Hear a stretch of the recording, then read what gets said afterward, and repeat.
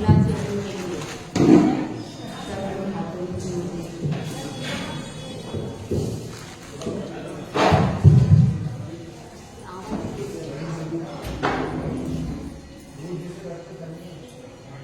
तमालिनीले ससुस्तले गुणे प्रथमेन भीमा शनिवाय दृष्टि वलाह केवेहि वशेरुपद्रतो महामनायुनश्चालयुगतः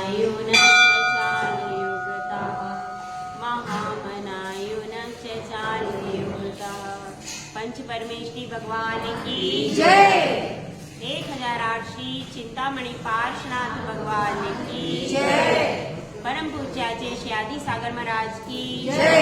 आचार्य श्री महावीर कीर्ति महाराज की जय। आचार्य श्री विमल सागर महाराज की जय। आचार्य श्री तपस्वी सम्राट सन्मति सागर महाराज की जय। आचार्य गुरु सुंदर सागर महाराज की जय। अहिंसा में विश्व धर्म की जय। श्रीमान माता की जय। सुनैमती माता की जय। आदिका संघ की जय। एक नदी सागर से मिलने के लिए अपनी मंजिल को तय करती है। एक पत्थर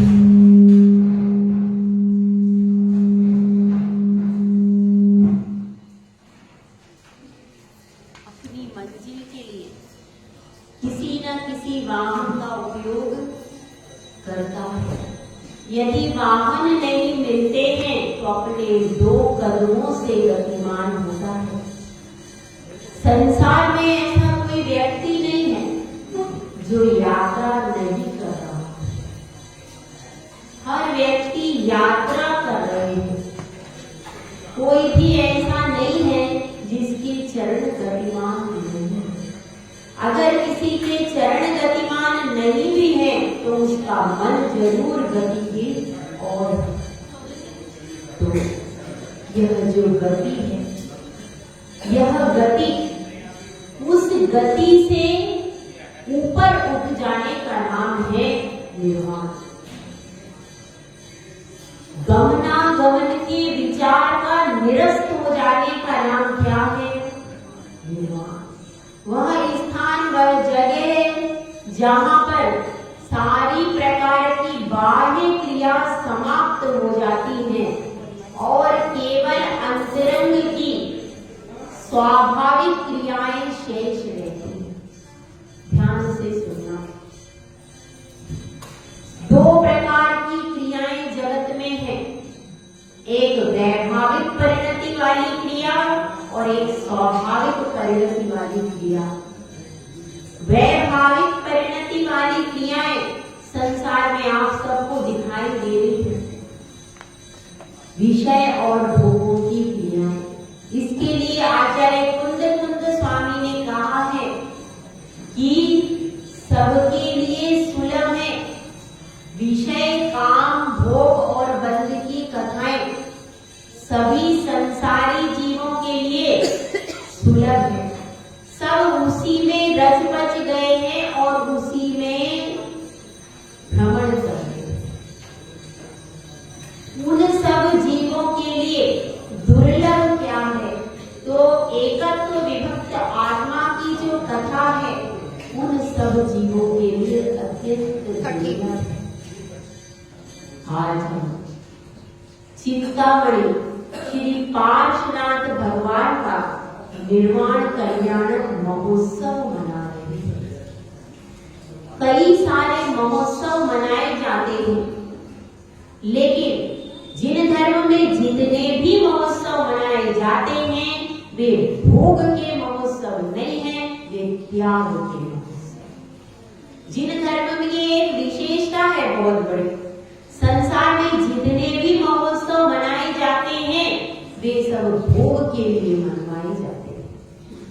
उसमें व्यक्ति आता है तो कुछ ना कुछ लालच से आता है कि मुझे आज यहाँ पर ये चीज मिलेगी, आज मुझे यहाँ पर प्रसाद बटेगा, आज मुझे यहाँ पर यह चीज मिलेगी। किसी ना किसी प्रलोभन से आता है। लेकिन जिन धर्म के जब पर्व होते हैं तो व्यक्ति सोचता है आज मैं शांति धारा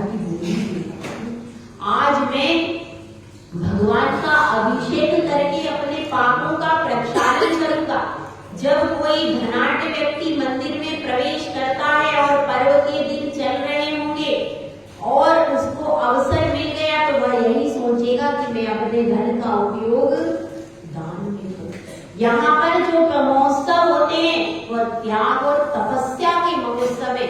यहाँ पर भोग और विषय के महोत्सव नहीं होते, क्योंकि जिन धर्म त्याग प्रधान धर्म है वो प्रधान धर्म नहीं। तो हम जिनकी बात कर रहे हैं वे महामना कि जिनके लिए समता शब्द भी छोटा पड़ गया और क्षमता शब्द भी छोटा पड़ गया, जिनकी क्षमता का भी कोई पार नहीं है और जिनकी समता का भी कोई पार नहीं है। ऐसे चिंतामणि श्री पार्श्वनाथ प्रभु और पार्श्वनाथ प्रभु की कहानी आप सब अच्छे से जानते हैं। आप सब अच्छे से जानते हैं कि वे कौन सी पर्याय से उनकी मोक्ष की यात्रा प्रारंभ हुई थी। उनकी मोक्ष की यात्रा प्रारंभ हुई थी मरुभूति के पर्याय से। मरुभूति और कमठ, तो इसमें मरुभूति मंत्री थे। कहाँ के? सबसे पहले तो मरुभूति के पिता मंत्री थे। कहाँ पर? राजा अरविंद के दरबार में, वहां पर मंत्री थे। लेकिन किसी कारण से अब वह मंत्री पद से च्युत हो गए, तो उनके स्थान पर फिर मंत्री का चयन किया गया। तो किसको मंत्री बनाया गया? मरुभूति को मंत्री बनाया गया। मंत्री बनाया गया। मंत्री बनाने के बाद कमठ भी चाहता था कि मुझे मंत्री बनाया जाए, लेकिन उसको क्यों नहीं बनाया गया? क्योंकि जब भी किसी पद की बात आती है तो ऊंचे पदों पर वही आसीन होते हैं जिनका आचरण ऊंचा। यदि ऊंचे पदों पर ऐसे व्यक्ति आसीन हो जाएं जिनके आचरण में उच्चपना नहीं है, जिनके आचरण में जीवन मूल्यों का, मानव मूल्यों का कोई महत्व नहीं है, तो क्या होगा? तो यह होगा कि सारी प्रजा में भी हीनता आ जाएगी, सारी प्रजा हीनता की तरफ चली जाएगी। इसीलिए उच्च पदों पर हम उन्हीं को बिठाते हैं जिनका आचरण अच्छा हो। तो अब मरुभूति को बिठाया गया, लेकिन यह बात कमठ को पसंद नहीं है। अपने उसका ही भाई था, लेकिन भाई भी भाई की विपत्ति और संपत्ति दो चीज होती है। जब भाई के ऊपर विपत्ति आती है तो भाई पास में आ जाता है, लेकिन जब भाई के पास अत्यधिक संपत्ति आती है तो भाई यह सोचता है कि मेरे पास संपत्ति कैसे आ जाए, यह भावना उसकी बढ़ती। तो अब ऐसी परिस्थिति हुई और उस परिस्थिति में भी मरुभूति का मन निर्मल था। उसके मन में भाई के प्रति वही प्रेम था जो कि एक भाई का भाई के प्रति होता। परिस्थिति विपरीत हुई।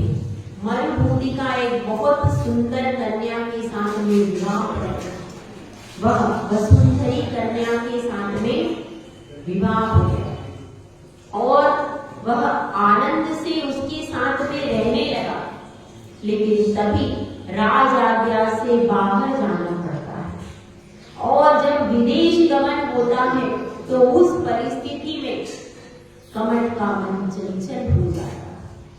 कमठ का मन जब चंचल हो जाता है तो राजा को उसकी खबर लगती है। राजा अपनी सेना में जो कोतवाल होते हैं उनको यह खबर लगती है कि यह परिस्थिति है और वे तुरंत आकर के कमठ को सजा देते हैं। कमठ को देश निकाला दे दिया जाता है। जब कमठ को देश निकाला दे दिया जाता है उसके बाद मरुभूति का पदार्पण होता है, यानी इस घटना से उसका कोई लेना देना ही नहीं था। अब उसके बाद मरुभूति का कमठ का पदार्पण कमठ चले जाते हैं कहाँ? देश निकाला होगा। देश निकाले के बाद कमठ तपस्वी बन जाता है। एक शिला को दोनों हाथों में उठा रखा है और उठा करके शिला उठा करके तप करते, पंचाग्नि तप जो लोग करते, कभी शिला को घंटों उठा करके रखा है, कभी जल में बैठ गए घंटों, इस तरह की साधना करते हैं। वे केवल शरीर को क्रश करके ही साधना करते हैं, क्योंकि वे मानते हैं शरीर को तपा करके ही आत्मा की साधना होती है। लेकिन भैया, केवल शरीर को तपाने से आत्मा की साधना नहीं होती। शरीर तो तपेगा, लेकिन साथ में आत्मा का लक्ष्य मोक्ष होना चाहिए। आत्मा का लक्ष्य इस शरीर मेरा स्वभाव नहीं है, यह परिणति आत्मा की अंतरंग से होनी चाहिए। तो वह शिला को हाथ में लेकर के तप कर रहा है। इधर राजा अरविंद के पास जब मरुभूति मंत्री आए तो वह कार्य को सिद्ध करके आए थे। उनकी प्रशंसा की गई, उनका सम्मान किया गया।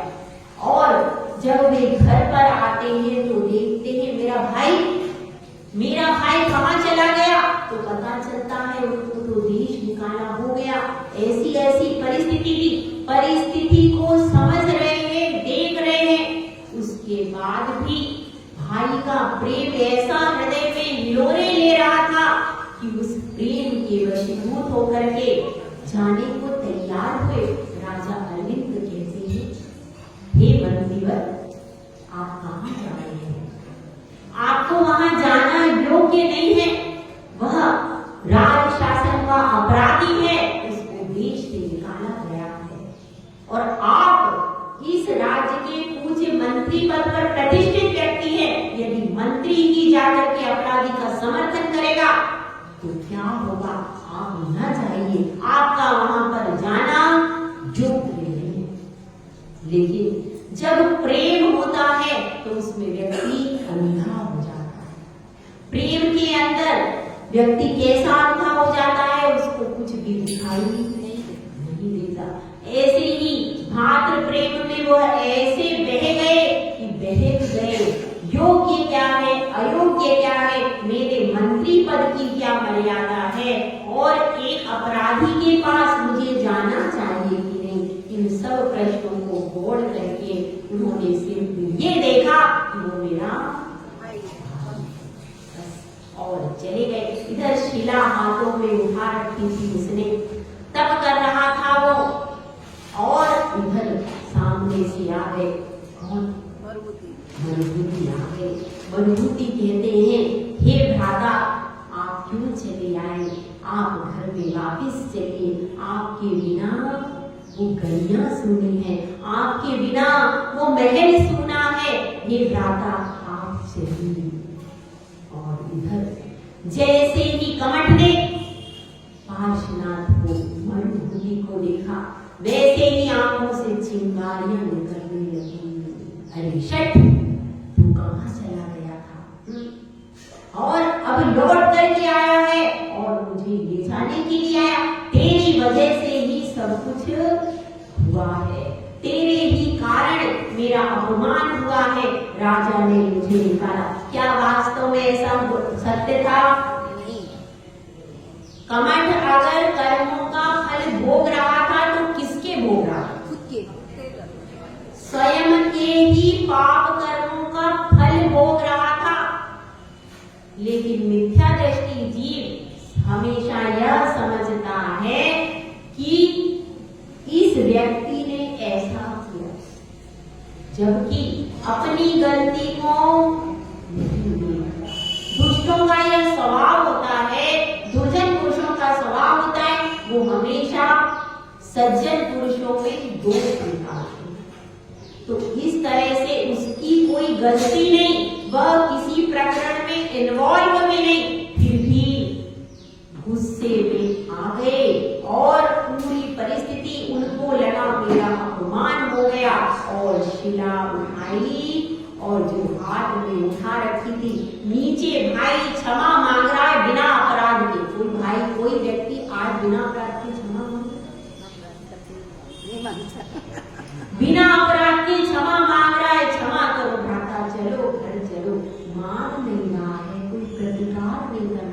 पश्चोत की भावना ने फिर भी शिला उठा करके सिर पर ढाल दी। चूर चूर हो गया, मिट्टी का होना मिट्टी में मिल जाएगा। वह मिट्टी का घरोंदा था, मिट्टी में मिल गया, लेकिन नहीं, मिट्टी के घरोंदे में कोई चीज ऐसी थी कि जो मिट्टी में कभी मिल नहीं सकती, वह चेतन आत्मा है। उसी के उत्थान के लिए वे मरुभूमि से पार्श्वना तक की साधना की। अब वह मरुभूमि तो मर गया, उसने तो मोक्ष की साधना प्रारंभ में नहीं की क्या? नहीं, अभी साधना प्रारंभ नहीं हुई, लेकिन यहां से उसकी साधना का समय चालू होने वाला है। उसके बाद मर करके वह बनता है सल्लकी वन में हाथी, और हाथी बन गए, हाथी बन करके भ्रमण करने लगे। इधर राजा अरविंद को पता चला, कहाँ गए मंत्रीवर, अब तक नहीं आए, पता करो, जाओ देखो। और जाकर के देखते हैं तो उनके तो प्राण पखेरु उड़ गए। सैनिक आकर के खबर करते हैं, राजन मंत्रीवर तो, राजन कहते हैं अच्छा मंत्रीवर चले गए, ओहो ये संसार असार है, इस संसार में कुछ भी सार नहीं, और वैराग्य को प्राप्त हो जाते हैं, जंगल में जाकर के मुनिराज बन जाते हैं, उत्तम दीक्षा को धारण कर लेते हैं। दीक्षा लेकर के वहीं पर तप करने निकल गए जहां पर वह हाथी उत्पन्न हुआ। अब जंगल तो घनघोर था, किसी वृक्ष के नीचे ध्यानस्थ बैठे हैं राजा अरविंद, ध्यान कर रहे हैं। अचानक हाथी आता है, मारने के लिए आता है, और एकदम देख करके सन्न रह जाता है। यह क्या है? सामने देखते हैं चिन्ह बना हुआ है, श्रीवत्स। ये ध्यान रखना, श्रीवत्स का चिन्ह केवल तीर्थंकरों में नहीं होता है, और भी पुरुषों में हो सकता है। श्रीवत्स का चिन्ह था उनके, यह वर्णन आप देख सकते हैं, पार्श्वपुराण में आपको मिल जाएगा। श्रीवत्स का चिन्ह राजा अरविंद के वक्षस्थल पर बना हुआ था, और उस चिन्ह को देख करके उन्हें जाति स्मरण हो जाता है। और वो यह कौन है? यह मेरे राजा अरविंद, जिनके यहाँ मैं मंत्री पद पर आसीन था, मैं वहां पर सेवा करता था, ये वह राजा है। इन्होंने दीक्षा धारण कर ली। हो जिन धर्म महाश्रेष्ठ धर्म है, मुझे अब जिन धर्म की आराधना करना चाहिए, जिन धर्म की आराधना मनुष्य पर्याय से प्रारंभ नहीं हुई, कहां से हुई? हाथी की पर्याय में उनको बोध हुआ, और तब ही उन्होंने व्रत लेकर के साधना प्रारंभ कर दी। और उस समय सर्प के रूप में कौन आ गया? कमल आता है, और हाथी को दस मिलता है, हाथी का मरण हो जाता है। इसी प्रकार से अब वह संस्कार बन गया, बस हर भाव में मरण का कारण बनना एक संस्कार बन जाता है। लेकिन निरपराध होते हुए क्या पार्श्वनाथ की मनुभूति की कोई भी गलती थी? लेकिन उन्होंने फिर भी समता धारण की, बिना अपराध के। अपराध सहित कोई सहे, जिसने कोई अपराध किया हो, अगर वह सह रहा है तो क्या बात है बड़ी, क्यों? गलती की थी तो सजा मिलेगी। अगर किसी ने गलती की है तो सजा मिले तो ठीक है, उसको समाज में कानून में भी मान्यता दी जाती है कि भाई ठीक है। लेकिन जिसने कोई अपराध किया ही नहीं, और जिस समय पर घटना घटी वो वहां पर था ही नहीं, उसको तो बाइज्जत बरी किया जाता है, कोर्ट किया जाता है कि नहीं? लेकिन देखिए, कर्म की अदालत अलग तरह की।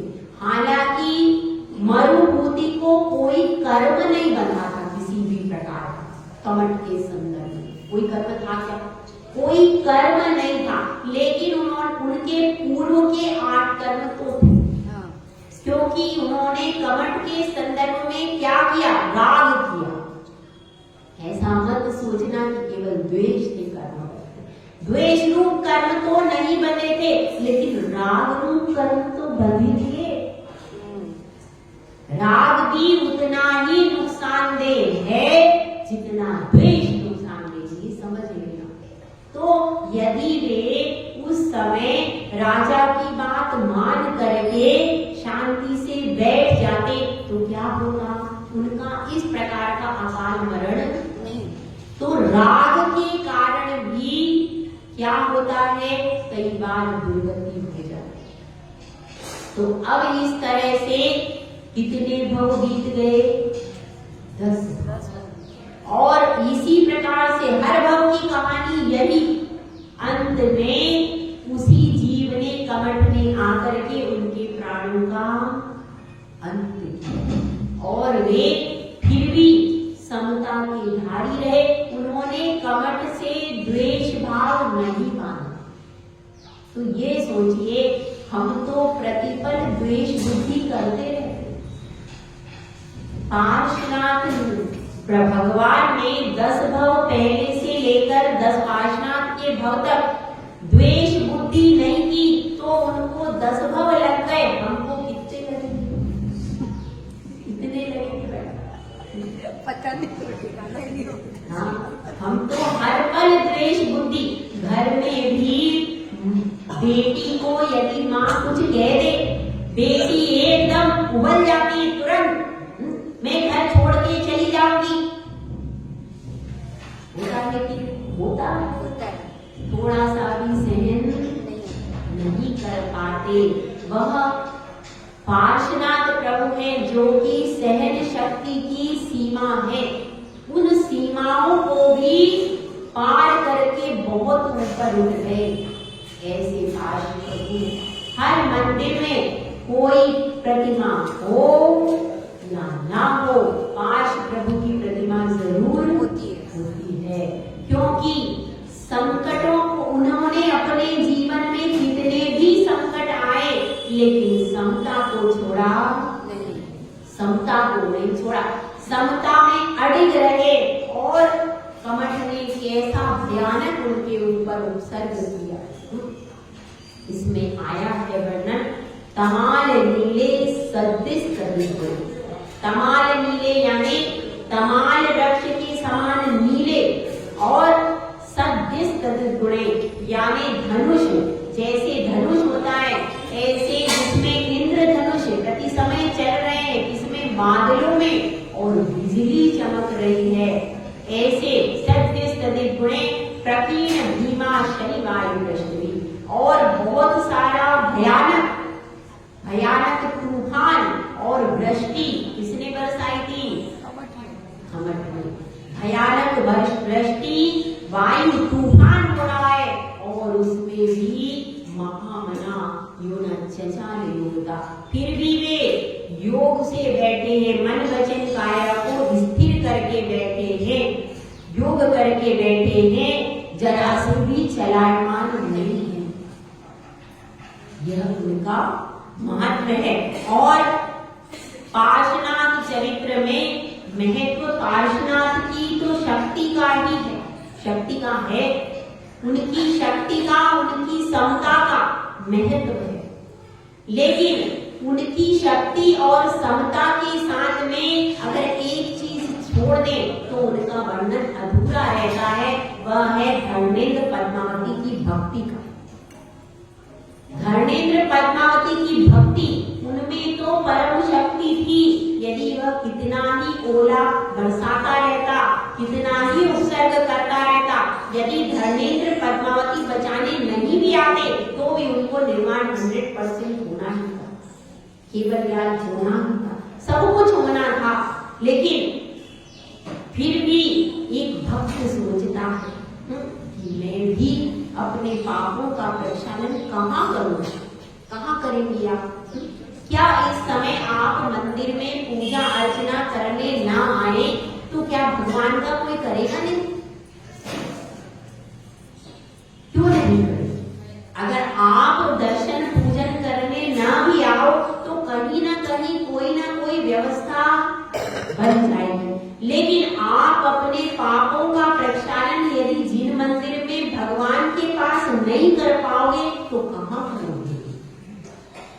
लिए वे जो धर्मेंद्र पद्मावती आए, वे अपने पापों का प्रक्षालन करने के लिए उत्सर्ग निवारण करने का कार्य किया है। पार्श्वनाथ भगवान पर तो महाशक्तिशाली थे, लेकिन उन्होंने कहा कि हमको भी तो इसमें कुछ योगदान करना चाहिए, कुछ प्रयास करना चाहिए। तो उन्होंने अपनी शक्ति के अनुसार छत्र आदि दान करके प्रयास किया रक्षा। तो जिस प्रकार से यहाँ पर भी कोई अगर साधु कैसा हो जाता है, बीमार हो जाता है, तो आप उसके लिए दवाई भी लेकर के आते हो, उसकी सेवा भी करते हो। अब कोई यह सोचे मैंने ही सेवा की, तो ऐसा नहीं। यदि आप पीछे हटते हो, उस साधु का पुण्य कोई और आकर के कर दे, लेकिन आप आकर के करोगे तो पुण्य आपको मिलेगा और दूसरा आएगा तो पुण्य उसको मिलेगा। इसीलिए अपनी आत्मा को पवित्र करने के लिए वे धर्मेंद्र पद्मावती वहां पर आए थे। यह समझना आज उनका निर्वाण महोत्सव है। वास्तव में हम सबका लक्ष्य क्या है? मोक्ष प्राप्त करना। मोक्ष प्राप्त करना हमारा लक्ष्य है और उस लक्ष्य के लिए ही भगवान का अभिषेक, पूजन, स्वाध्याय, ये सारे कार्य उस लक्ष्य की प्राप्ति के लिए ही करते हैं। तो आज के दिन चिंतामणि पार्श्वनाथ भगवान ने सारे कर्मों को क्षय कर दिया, क्षय करके और निर्वाण को प्राप्त हो गए। कहां से निर्वाण को प्राप्त हो? सम्मेद शिखर में जो नीचे गुफा बनी हुई है वह वास्तविक स्थल है और वहां से वे निर्वाण को प्राप्त हुए। सुवर्णभद्रपुर तो है, बताए दो प्रकार के, ऊपर भी बना है, नीचे भी बना है। तो नीचे जो गुफा वाला स्थान है वहां से भगवान मोक्ष को गए हैं। तो ऐसे ही हमको भी मोक्ष में जाना।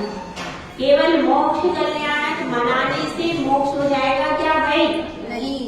मोक्ष कल्याणक मात्र मनाने से मोक्ष नहीं होगा। मोक्ष कल्याणक के दिन अपना एक कदम मोक्ष की ओर रखने से, चाहे वह कदम नियम के रूप में हो, चाहे संयम के रूप में हो, चाहे अपने जीवन के लिए कुछ भी हो, कम से कम एक नियम हमको लेना चाहिए। क्या नियम? आज के दिन सबसे पहला नियम, यहाँ पर सब लोग बैठे हैं, बच्चे भी बैठे हैं, सब है, हम अपने पूरे जीवन में जिन धर्म के बाहर नहीं जाए, अपना कभी परिवर्तन नहीं करेंगे। यह ध्यान रखना, जिन धर्म के बाहर नहीं जाना है, आपको कहीं भी ऐसा संबंध नहीं बनाना है कि आपको जिन धर्म के बाहर जाना पड़ा। मेरी बात को समझ रहे हैं आप लोग? नवोदित लोग जो होते हैं यह सोचते हैं सब धर्म समान है, हम कहीं पर भी विवाह संबंध आदि कर सकते हैं। ऐसा नहीं सोचना। सबसे उत्कृष्ट धर्म अगर आपके पास कोई है तो वह वीतरागी धर्म है। 363 मतों में वीतरागिता और दिगंबरत्व प्रतिमा अगर कोई है तो केवल जिन शासन में है। वह हीरा आपके हाथ में आ गया है, वह हीरा आपके हाथ में आ गया है और उस हीरे से ही निर्वाण की प्राप्ति हो। इसलिए यह बहुत उत्तम कुल है। करोड़ों भव के पुण्य के बाद जिन कुल मिलता है, इसको ऐसे ही नहीं खोना। हमें हमेशा श्रावक कुल को पाना है और श्रावक कुल को छोड़ करके मृत्यु पर्यंत यहाँ से जाना नहीं। श्रावक बने। श्रावक कौन होता है? जो सच्ची श्रद्धा वीतरागी के चरणों में रखता है, वह सच्चा श्रावक है। तो आप सब लोग यहाँ से यही नियम ले कि हम कभी भी जिन धर्म को छोड़ करके, वीतरागी प्रभु की शरण को छोड़ करके किसी भी धर्म में नहीं जाएंगे और ना अन्य कहीं संबंध करेंगे। समझ में आया? जहाँ पर आप हैं, आप जिन कुल की संपत्ति हैं, जिन कुल में रहें, जिन कुल को पालन करें, और यही जिन कुल आपको एक दिन निर्वाण का लाभ कराएगा। जय बोलाचे सुंदर सागर महाराज की जय। संग की जय। ध्यान से सूर्य सोमानी मस्तक सदा दे तुमको, हे जिनवाणी भारती तोड़े जप दिन रे, जो तेरी शरणा गए सो पावे सुख चैन।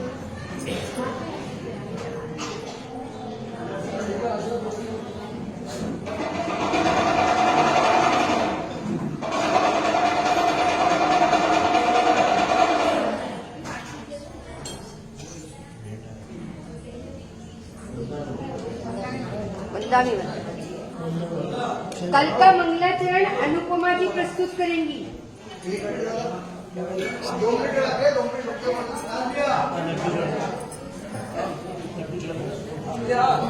अरे